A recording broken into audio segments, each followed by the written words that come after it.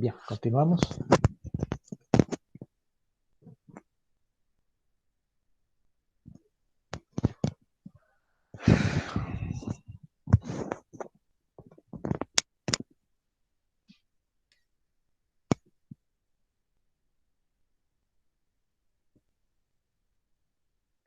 Bien, estábamos acá entonces los problemas de Hilbert y Cantor, ¿cierto? Hablando de los infinitos y la hipótesis del continuo. Bueno, bueno, la idea entonces decía él, existe un infinito entre el infinito más pequeño de los enteros y el infinito más grande de los decimales. Entonces, ese es un trabajo que quedó ahí pendiente, ¿no?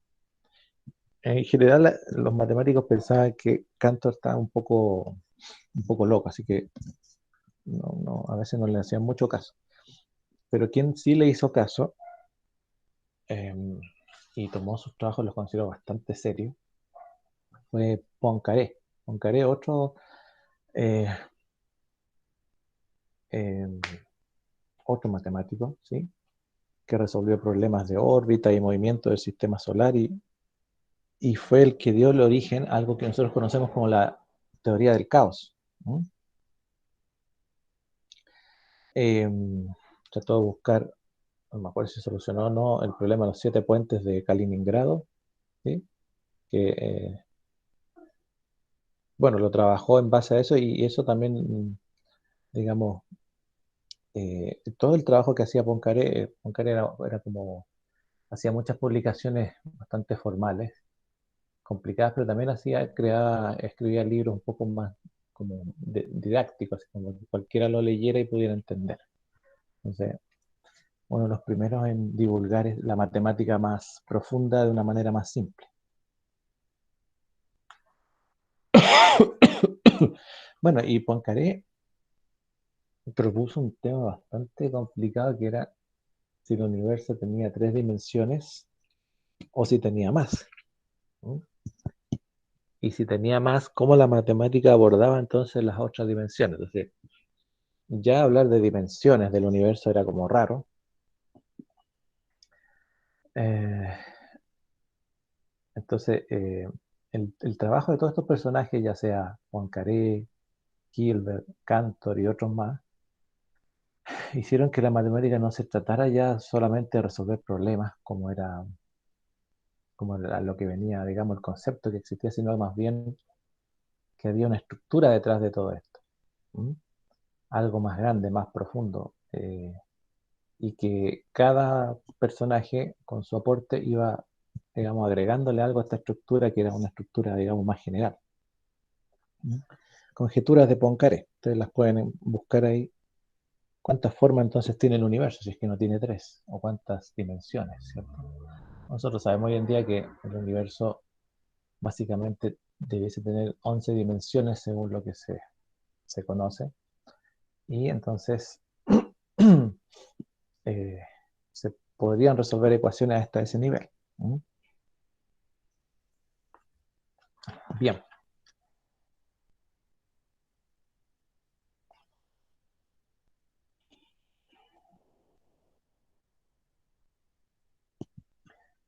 este, ya digamos entrando a una etapa más moderna del desarrollo de la matemática y el cálculo en sí, tenemos a este personaje Gödel en Austria, ya que aportó con su teorema de la incompletitud. ¿Ah? O sea, él fue de los primeros que se dio, bueno, de los que retomó ideas anteriores y las llevó, digamos, a algo formal. Entonces dijo, en cualquier sistema lógico en las matemáticas habrá afirmaciones sobre números que serán ciertas o ciertos, pero que no se podrán demostrar. ¿Ya? De hecho, en su texto él comienza con una frase, dice, esta afirmación no se puede demostrar.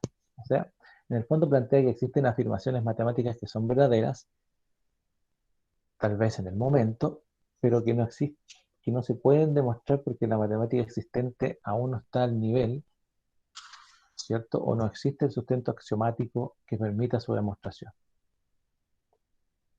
Entonces dice que hay afirmaciones o realidades matemáticas que, digamos, son correctas, pero que no existe el sustento axiomático tal vez todavía y que la mente humana de los matemáticos no han avanzado todavía como para llegar a eso, pero que de a poco se va avanzando. Y la verdad que tenía bastante razón porque eh, muchos de los trabajos matemáticos que quedaron inconclusos de la época, hoy en día se han ido, debido a que hay otros matemáticos que los retoman y los van trabajando, entonces se pueden ir a lo mejor no solucionando 100%, ¿no? Pero se van dando cuenta de que tienen aplicaciones mediante soluciones parciales.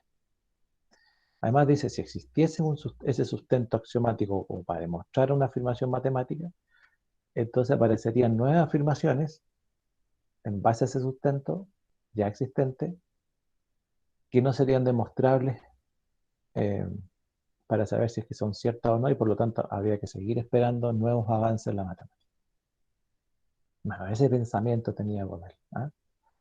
Gödel era un personaje bien, también era un poco, tenía también un poco de problemas, de crisis, si bien me parece que él no era judío, pero en la época se sintió bastante, digamos, perseguido por estamos hablando de la Alemania de 1930, Austria, Alemania, todo eso. Entonces los grupos más radicales lo atacaron al parecer, entonces el tipo se fue para Estados Unidos, que era como la nueva tierra.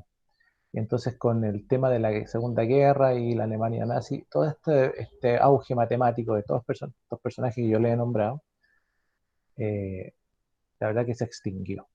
¿Y hacia dónde se pasó? Se pasó a Estados Unidos, puesto que muchas de estas mentes viajaron para allá, ¿no? Como exiliados, como refugiados, qué sé yo.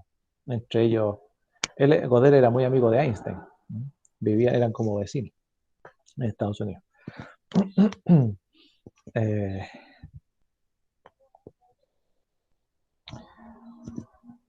bueno, ahí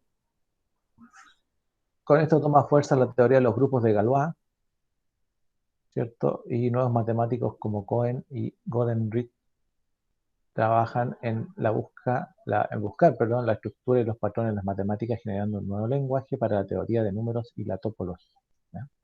Estos personajes fueron los que fueron avanzando en eso. Ya estos son Cohen y el otro personaje son ya norteamericanos, ¿sí? Pero eran alumnos de Gödel, por ejemplo, o del mismo Cohen tuvo más alumnos, qué sé yo. Entonces, en resumen, desde mediados de 1600 Europa tomó la batuta, ¿cierto?, de las matemáticas respecto a su avance y el desarrollo, y lo que hoy día consideramos como cálculo en general. El mayor logro fue dar el gran paso hacia el cálculo diferencial y sus aplicaciones en la teoría de números, el universo cambiante, la incertidumbre y el infinito. Hoy se busca esa estructura de las matemáticas que nos lleve a patrones del lenguaje del universo. O sea, lo que se busca es buscar un patrón general que explique todo el universo, ya sea a nivel macro o a nivel micro, ¿cierto? A niveles cuánticos, y que esa matemática se pueda unir. Ya hay pasos anteriores donde se unió el álgebra con la matemática y la geometría y se pudo llegar al cálculo. Entonces, bueno, se piensa, ¿por qué no entonces unir toda la matemática en una sola gran estructura? ¿Ya? Eso es más o menos lo que se está trabajando, ¿eh?, en matemática. ¿Mm? Eh, bueno,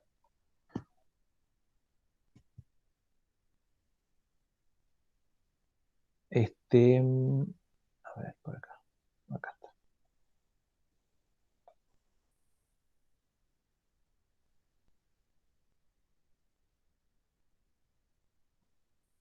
Una preguntita, si me pueden ir respondiendo. Ahí está el código. Es lo mismo, Mentimeter. Entonces, finalmente, ¿qué piensa usted? ¿La matemática es un invento de la mente humana o es un descubrimiento de algo que ya estaba?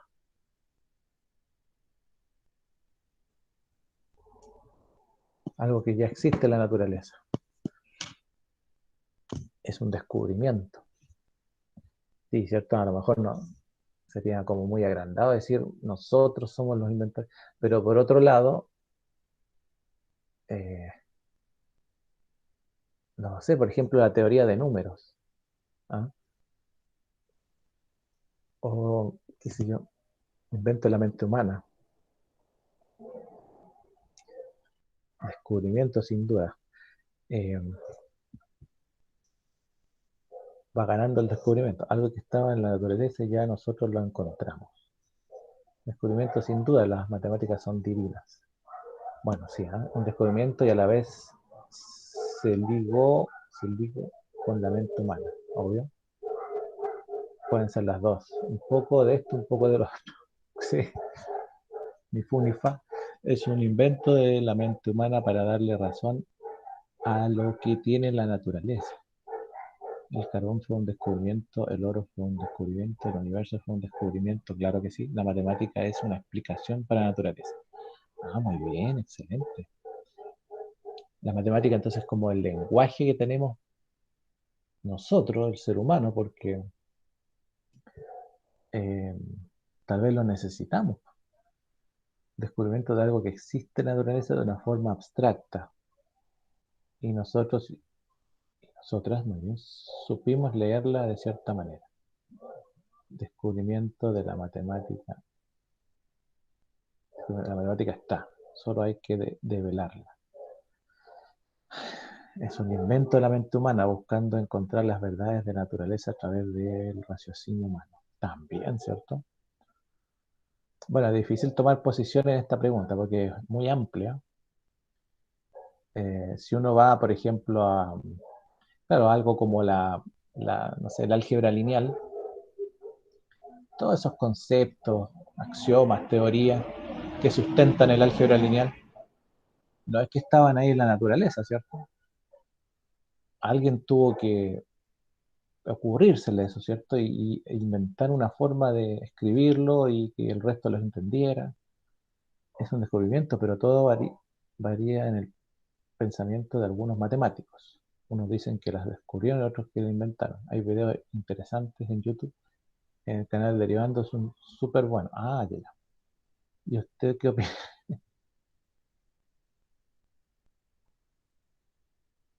Representación de lo que existe.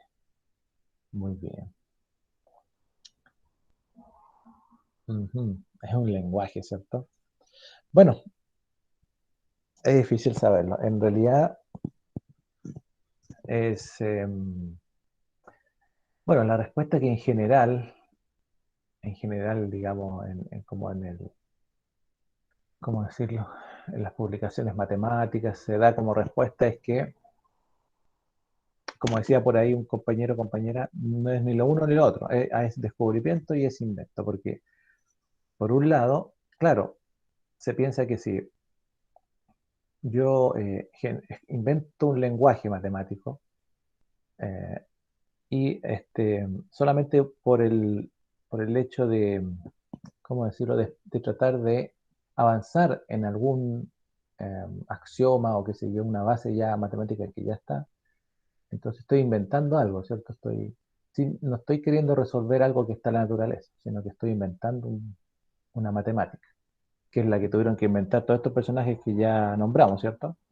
El mismo Leibniz, por ejemplo, que murió sin mucha fama ni nada, este, pero que, pero que pasó, digamos,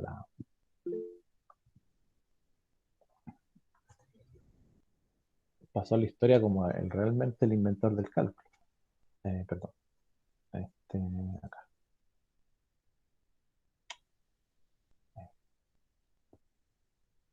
Eh, Se supone que los patrones están. Encontrar los patrones sería el descubrimiento, pero darle una explicación nace de la mente humana, ¿cierto? Entonces sería un invento. Claro que sí, pues todo el lenguaje que utilizamos nosotros para explicar la matemática bueno, considero yo, es un invento de la mente humana, un invento muy acabado, pero que a su vez, una vez que ya se inventó, pasa que ese invento, ese lenguaje, esa forma, pasa a ser una herramienta para explicar algo que ya estaba en la naturaleza, ¿ah? Algo que ya existía y que justo con ese invento se puede explicar. Entonces es una mezcla de cosas. Eh, Y por otro lado, claro, si yo tomo un fenómeno natural y lo trato de explicar mediante la matemática, entonces eh, estoy inventando en el lenguaje, pero esto en el fondo es algo que descubriendo la forma de explicar algo que ya existe. Entonces, es difícil ponerse en un solo lado, digamos, de la pregunta. Pero bien, eso es lo que da para pensar, ¿cierto? Bueno, da para pensar muchas cosas más. Bien, eh, oye, súper entretenido, supongo, o un poquito entretenido. Yo ahora, la verdad que quería tocar un poquito el tema partir un poco con la derivada, ¿no? Eh, pero antes me gustaría saber, aunque tengo una idea general, si ustedes me pueden decir, ya vieron métodos de derivación, ¿cierto? Métodos matemáticos para derivar. Si quieren me escriben en el chat porque el Mentimeter, bueno, gracias por la participación. Vamos a tratar de ir haciéndolo así en lo que se pueda, ¿ya? Eh,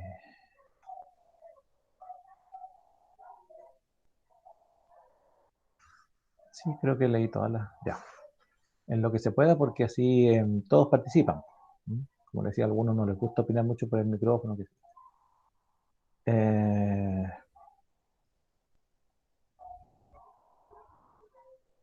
por lo que me acuerdo, regla la cadena. Ya, regla la cadena, ¿sí? Derivada, por ejemplo, de una constante, derivada de una variable, derivada de la suma, la resta, el producto, la división, regla de la cadena. Hasta ahí llegaron, parece. ¿Sí? Ya, ya, perfecto. Eso mismo. Ya. Bien, entonces, ¿quién podría explicar el concepto de derivada? No, no vamos a hablar de límite ya. Eh, hay un micrófono por ahí. Giovanni Tobar levantó la mano. No sé si alguien. ¿Se eh, escucha bien? sí, se escucha como un ruido de fondo. Ahí se escucha. ¿Ah? Ahí sí. Ya. Yo al menos la derivada la tengo entendida como la pendiente, la pendiente que existe en un punto de una recta, que la usamos más para graficar. Nosotros cuando aplicamos la derivada estamos buscando las pendientes en distintos puntos de la recta. No estamos buscando la recta, sino la pendiente en un punto. Ya, ya, la pendiente, sí, sí, sí. La pendiente, ¿cierto? Muy bien, muy bien. ¿Y por qué buscamos la pendiente en una recta? ¿Cuál es la gracia de eso?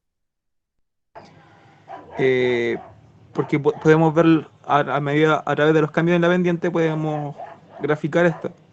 Porque la pendiente tiene un sentido y cada punto va teniendo su sentido. Y como podemos unir estos puntos para graficar, por ejemplo, ecuaciones de grado 10.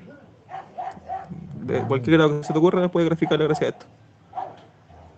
ya, ya, ok. Em, ya, muy bien. Si uno considera la pendiente, entre recta la razón de cambio para ver la relación. Muy bien, ya, perfecto. O sea, aquí ya tenemos dos conceptos claros. O sea, claro, la aplicación de la derivada en el fondo o el origen viene de hacer una relación del cálculo de una pendiente, ¿cierto? ¿Y qué era una pendiente? Es una razón de cambio. ¿De qué cosa? De eh, cómo va cambiando, ¿cierto? Los valores respecto de un eje, o sea, un eje respecto al otro, cuando estamos queriendo calcular, como decía el compañero, la pendiente entre dos puntos. ¿Mm? Claro, una razón de cambio, ¿cierto? Porque la pendiente, en el fondo, es dividir, ¿cierto? I2 menos I1 partido de X2 menos X1, ¿cierto? Y calculamos la pendiente. Y ese diferencial, ese delta, ¿sí? Que hay entre eh, delta I respecto a delta X, es lo que llamamos razón de cambio, ¿sí? Perfecto, una razón de cambio. Ya, y bueno,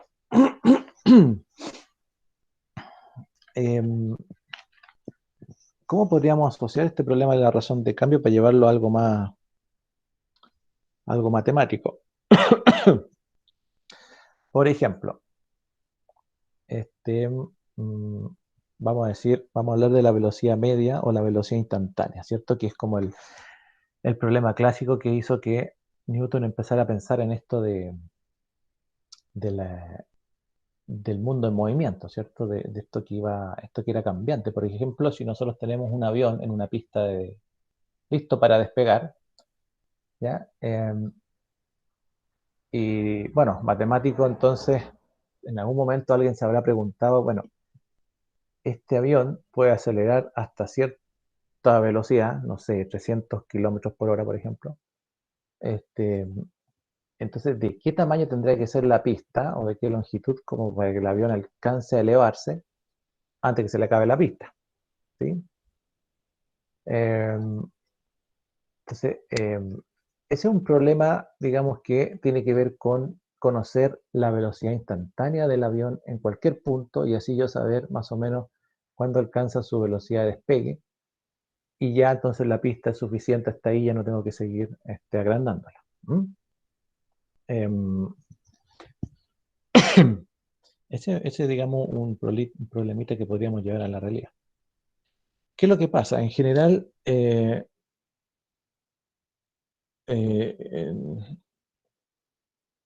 lo que uno piensa es que, bueno, a mayor distancia recorrida, en un cierto tiempo, ¿cierto?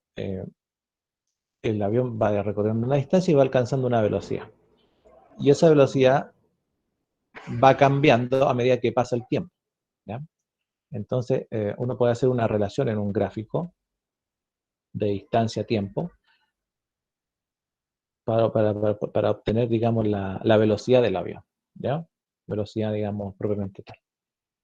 Pero lo que uno obtiene ahí es lo que se llama la velocidad media, ¿sí? Entonces yo puedo obtener una velocidad media a medida que el cuerpo se va desplazando. Y en esa gráfica que uno puede obtener respecto de la velocidad media, es lo que dicen nuestros compañeros, es que podemos entonces empezar a buscar puntos ese movimiento del avión, tomar dos puntos y calcular una pendiente, y en base a esa pendiente ir encontrando otro valor, otras velocidades a medida que nos vamos acercando a ciertos intervalos de tiempo, ¿sí? Y vamos calculando qué distancia se recorre. Entonces, vamos llegando siempre vamos a ir tratando de utilizar intervalos siempre más pequeños, ¿cierto? Esa es la idea. Por eso incluso eh, cuando uno dice delta tiende a cero o h tiende a cero y calcula el típico límite, ¿cierto? De la expresión en general de derivada que proviene del límite, entonces ahí vas obteniendo esto que se llama la razón de cambio. ¿No? Pero en el fondo lo que uno quiere es algo más exacto. ¿Por qué quiere algo más exacto? Porque eh, lo que queremos es tratar de expresar la realidad, ¿cierto? Tal como está, tal como debiésemos, tal como va ocurriendo, ¿ya? Entonces, la pregunta es, no sé, por ejemplo, si el avión está listo para despegar y empieza a moverse, recorre, no sé, 50 metros en 5 segundos, ¿m? Empieza a moverse, 50 metros en 5 segundos. A los otros 5 segundos ya no recorrió 50 metros, seguramente recorrió 150 metros. ¿Por qué? Porque el avión tiene que ir aumentando su velocidad, es decir, acelerando, ¿cierto? Para poder alcanzar su velocidad de despegue antes que se le acabe la pista, ¿no? Entonces, bueno, si su velocidad es de, no sé, pues 10 metros por segundo al principio, seguramente después va a ir aumentando 30 metros por segundo, 50 metros por segundo y así hasta llegar a la velocidad de vuelo, o de despegue, mejor dicho. Entonces la pregunta es, ¿cuál es la velocidad del avión en un momento exacto? O sea, cualquier segundo, ¿ya? No podemos aplicar la fórmula de velocidad media, porque si yo quisiera aplicar la fórmula de velocidad media, en algún momento tendría que dividir por cero, o tendría que ser cero partido por cero. Y eso no me serviría a mí para encontrar un valor, digamos, que me satisfaga. Por lo tanto, hay que utilizar otra expresión que me sirva a mí y no tan solo un simple promedio. ¿Mm? Ahora, ¿quién fue de los primeros que se dio cuenta de esto? Que había que utilizar expresiones distintas. Fue Galileo. Galileo fue el primero en darse cuenta con su típico experimento que uno siempre, digamos, dice, el tipo subió a la torre de Pisa y lanzó dos cuerpos de diferentes, este, dos objetos, ¿cierto? Y él dijo, bueno, todos los objetos caen con la misma aceleración. Entonces, utilizando la ley de los números, bueno, después se conoció como ley de los números impares, pero ¿qué es lo que hizo? Él dijo ya, a ver, este objeto, no sé, pues se demora 4 segundos en caer, ¿ya? Entonces, en el segundo 1 recorre una distancia de 1 metro, en el segundo 2 recorre 3 metros, en el segundo 3 recorre 5 metros, en el segundo 4 recorre 7 metros, y él se fue dando cuenta que así era, ¿ya? Eh, entonces, al darse cuenta, dijo, bueno, en el tiempo X, no sé por decir, el tiempo X igual a 1, la masa que lanza cae 1 metro, ¿cierto? En caída libre. En el tiempo 2 cae 3 metros, pero como ya recorrió 1 metro anteriormente, entonces serían en total 4 metros que ya lleva recorrido, ¿cierto? En el tiempo 3, la masa cae 5 metros. Pero como ya recorrió 4, que era 3 del tiempo 2 y 1 del tiempo 1, o sea 4, 5 más 4, 9 metros en total, ¿sí? En el tiempo 4 recorre 7, pero como ya venía con 9 anterior, de la suma anterior, eso da 16. Y entonces él se fue dando cuenta que esto tenía una especie de patrón, ¿ya? Porque no fue el único experimento que hizo. Así que dijo, bueno, la distancia recorrida es proporcional, la distancia recorrida por la masa a medida que va cayendo, ¿ya? En el segundo 1, el segundo 2, segundo 3, segundo 4, siempre va en aumento, ¿ya? No recorre lo mismo en el segundo 1 que en el segundo 2, ni en el segundo 2 que en el segundo 3, pero sí se dio cuenta que, no importa que no recorrieran lo mismo, se dio cuenta que al sumarlas, las distancias, ¿cierto? Em, esto siempre le da un valor que era el cuadrado del tiempo. O sea, dijo, a ver, en el segundo 1 recorre 1 metro, en el segundo 2 recorre 3, pero 3 más 1 anterior le daba 4. Entonces, él decía, bueno, esto sería el cuadrado de 2, del tiempo 2. Después, cuando tenía el segundo 3 cae 5 metros, pero como ya habían 4 más, entonces eso da 9, y eso es el cuadrado del tiempo 3. Y así se fue dando cuenta que había una relación entre el tiempo de caída y la distancia recorrida. Y ese tiempo y esa distancia él lo llamó o lo escribió como una fórmula bien simple. Dijo I igual a X cuadrado, ¿no? Después obviamente que tuvo que hacer ajustes, eh, porque también tenía que, él calculaba distinta altura, utilizaba distintas masas, entonces no siempre le da lo mismo, ¿ya?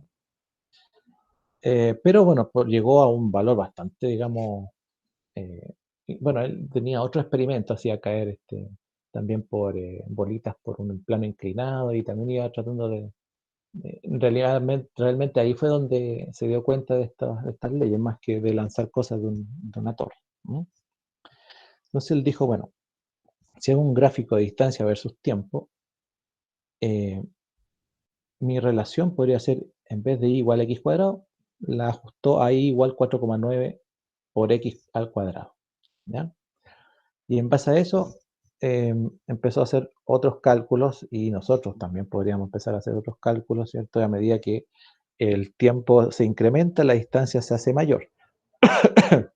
Em, bueno, ¿cuál es la idea de esto? Es que, como decían los compañeros, si usted hace una gráfica de distancia versus tiempo, ¿ya?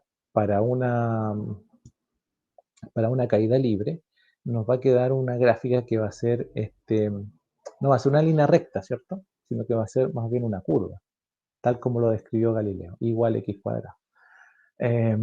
Y esa curva parabólica, ¿cierto? Nos dice que a medida que pasa el tiempo, ¿cierto? Va pasando el tiempo, entonces voy recorriendo mayor distancia, no es la misma. ni es una proporción, sino que es mayor la distancia. Y esa distancia mayor, yo puedo tomar 2 puntos de esa curva, trazar una recta y empezar a ver si a calcular estas diferencias, ¿cierto? Estos incrementos o razones de cambio.